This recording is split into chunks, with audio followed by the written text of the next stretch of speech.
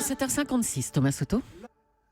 La France pointée du doigt par Amnesty International. Hier, on découvrait le rapport annuel d'Amnesty, très sévère avec nous, mettant en cause notamment l'état d'urgence maintes fois prolongé et son cortège d'abus. Bonjour Dany Cohn-Bendit. Bonjour Thomas. La France serait-elle en train de devenir un de ces affreux pays que vous dénoncez régulièrement ici ou faut-il raison garder ?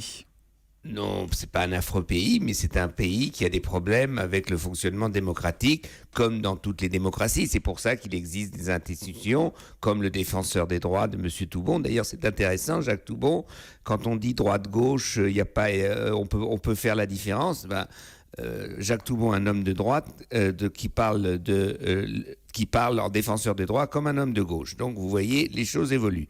Mais Amnesty, donc, a pointé la France sur l'état d'urgence et surtout sur le traitement des réfugiés, quand même. Et c'est important, dans le cadre de l'analyse, enfin, du rapport d'Amnesty, ils disent bien 36 pays ont été en infraction du droit international dans le traitement des réfugiés, et dans ces 36 pays, eh bien, il y a la France. Et voilà ce qui est préoccupant. Dany, les rapports d'Amnesty, des défenseurs des droits, je parle sous le contrôle de Jacques Toubon et autres, ça sert à quelque chose ou c'est du vent qui fait tourner les moulins ? C'est-à-dire que ça n'intéresse que les gens qui se sentent concernés ?